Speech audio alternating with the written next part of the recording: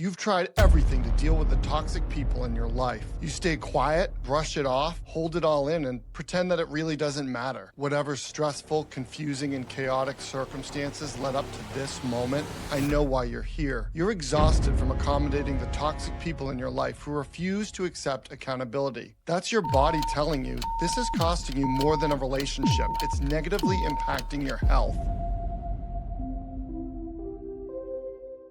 In the next 10 minutes, I'm going to give you the 4-step foundational framework to begin setting boundaries today. Unlike typical advice that ignores the science, this approach works because it fuses modern neuroscience and attachment theory with group psychology, addressing both your brain's response to toxic relationships and the complex social dynamics at play. I'm Jonathan Murphy, psychiatric nurse practitioner and trauma therapist. This simple 4-step process helps my patients heal from dysfunctional family systems, abusive relationships, and toxic work environments every single day. It's informed by my own journey and my own path toward healing from narcissistic abuse. If this feels like a lot, I want you to understand you won't be taking any of these steps at a pace that feels out of control, stressful, or anxious. Your way forward is understanding yourself first and building a bridge towards safety. And at the end of this video, I will give you the foolproof scripts to use when you're face-to-face with a toxic person. Stay with me, because what I'm about to share might completely change how you approach these difficult relationships. Step 1 doesn't even involve moving. It's right here,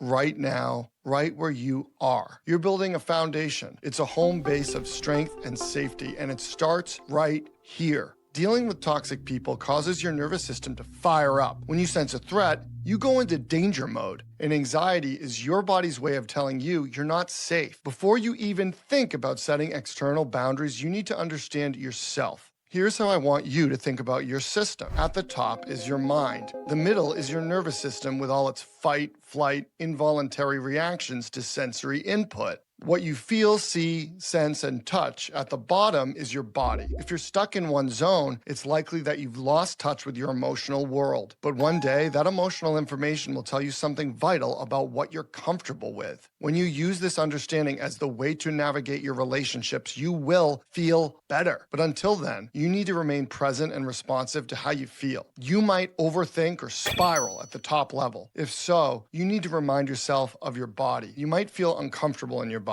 If so, you may need to actively and mindfully engage with your environment. This understanding is your home base. Whenever or wherever you find yourself in the trigger zone, you need to return here. This is your mindfulness practice, your safety anchor in this process. The first boundary you set isn't with others, it's with yourself. It's recognizing when you're triggered and giving yourself permission to step back, breathe, and reconnect with your base of safety. But here's where most people make a critical mistake. They try to skip this step and jump right into confrontation. Later, I'll show you why this backfires dramatically and why those scripts I promised you only work after you've mastered this first step. For now, let's move on to step 2, where you'll discover why the most even logical arguments fail against toxic people. Step 2 is about understanding the world outside of your home base. That's the battlefield of life. You need to recognize that when you move in the outside world where other people are around, you automatically revert to patterns you've established in the past. Why?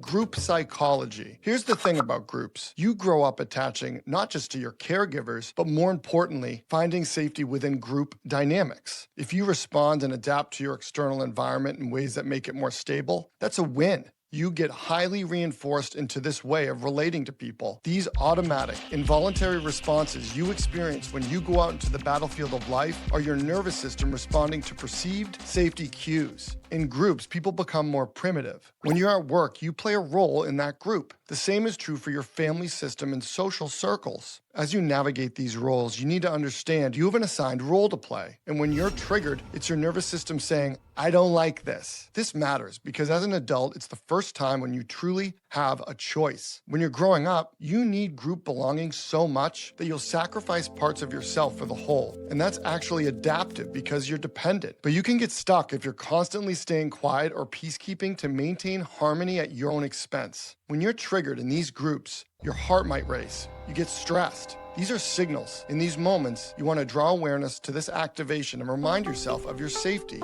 your home base. If you're at work, have a plan B to step back and reconnect with your sense of safety. How do you identify your triggers? Through journaling, self-reflection, catching yourself in thought spirals. All these practices help you understand what your inner child experienced. When you're triggered, it's like your inner child reaches out and starts pulling on gears and levers. This emotional memory literally takes you back to that emotional place where you had different needs. If you respond from that place, you'll struggle. The old ways don't work anymore. Now, you might be wondering, these group dynamics are so powerful, how can you possibly stand up to them? That's where step 3 comes in. This next step is the key to making sure your boundaries aren't just temporary fixes, but actually stick. Step 3 is about interpreting the data your body and emotions are giving you. Here's a rule of thumb. If it's involuntary and automatic, it's a trigger response. You're in the trigger zone. And if you're compelled to do something outside of yourself, like reach out, people please, or maybe hightail it to a different job or town, this is the same issue. You're still running on that old operating system. You need to remind yourself of your safety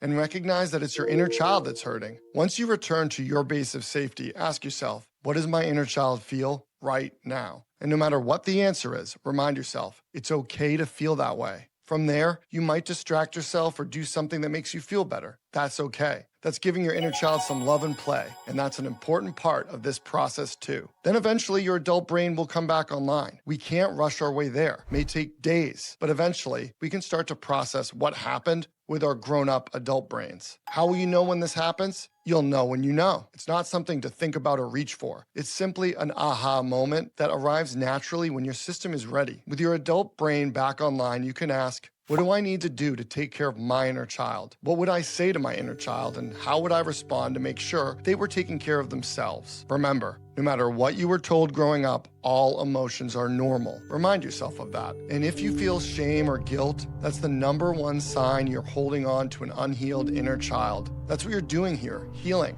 And oftentimes it involves setting boundaries. This is where everything changes. Once you master this step, you'll notice something remarkable in your interactions with toxic people. You'll find yourself responding in ways that would have been impossible before. And you're almost ready for those exact scripts I promised. But there's one difference between boundaries that crumble and boundaries that transform your relationships. Maybe you have a crazy boss, a narcissistic partner, or a toxic friend group. What are you gonna do? Let's just forget about it and move to Bora Bora? Not so fast. That might sound good, but it's still not healing. Listen to your inner child enough to understand when you come outside yourself. Whenever you feel compelled to reach out to someone, call randomly, say hello, whatever it is, ask yourself, is this coming from a healed place? Or what's the emotion under this? When you're giving, even simply words, you're putting something out there. If it's thoughts, feelings, and emotions, that's even more. And if you go into that with a need for someone else to say or do something to make you feel better, you're in big trouble. What you need to do is be responsive instead of reactive. You are moving toward your nervous system learning and feeling safe. That means not just knowing or convincing yourself that you can or can't do something. It's moving toward the true belief that comes from lived experience. You can communicate in a healthy way based on your emotions. Here's how. Honey, when you yelled at me in front of the kids, it was embarrassing. I'm gonna ask you not to do that anymore. Then, don't jade. Don't justify, argue, defend, or explain. If they push back, simply say, sorry that's hard for you, and have an exit strategy ready. And if you truly have any narcissistic or toxic people in your life, you're going to need what I have to say next. Ultimately, you must move through this process with your family members, partners, children, friends, and coworkers. It's not enough to do things the old way. Through being responsive to yourself, setting boundaries with others, and allowing yourself the space to remain present, regardless of how others react, they show you and point you towards safer jobs, partners, friends, and neighbors. So what about those truly toxic people? Gray rock. Become as boring as a rock and back away slowly. Now, as I promised at the beginning, here are those exact scripts that you can use when facing toxic people. First up, for everyone, a universal boundary formula. When you yelled at me at staff meeting the other day, it made me feel uncomfortable, and I'm going to ask you to be professional in the future. Remember, after setting this boundary, apply Jade. Do not justify, argue, defend, or explain. Simply state the boundary and hold firm. Now, this one's for peacekeepers, those who say yes to avoid conflict. Here's your thinking pause script. I'm going to take the time to think about that and let you know. If you're pushed, I understand you want an answer now, but I need time to consider this properly. I'll get back to you by tonight, tomorrow, whatever. And this is for dealing with people who get agitated. I hear what you're saying. I would like to take a pause in this conversation. I'm not able to have a productive conversation when voices are raised. I'm gonna step away now, and we can discuss this when we're both calm. And for you scapegoats out there, the ones that get blamed for everything, sorry you feel that way. Here's your follow-up. I understand you're upset. I'm responsible for my actions, not your emotions. I care about resolving this, but I won't accept blame for things I haven't done. And reminder, use that emergency exit strategy when all else fails, the Grey Rock method. Become as boring and uninteresting as possible. Here's some examples. That's interesting. I see. I'll think about that. I need to go now. The effectiveness of these scripts doesn't come from the words themselves, but from the regulated nervous system behind them. When delivered from your reactive inner child, they'll likely backfire. When delivered from your responsive adult self, after you've done the inner work from steps 1 to 3, they become powerful tools for reclaiming your peace. The scripts are powerful tools, but they're only effective when you've built this foundation first. This 4-step process isn't just about dealing with toxic people.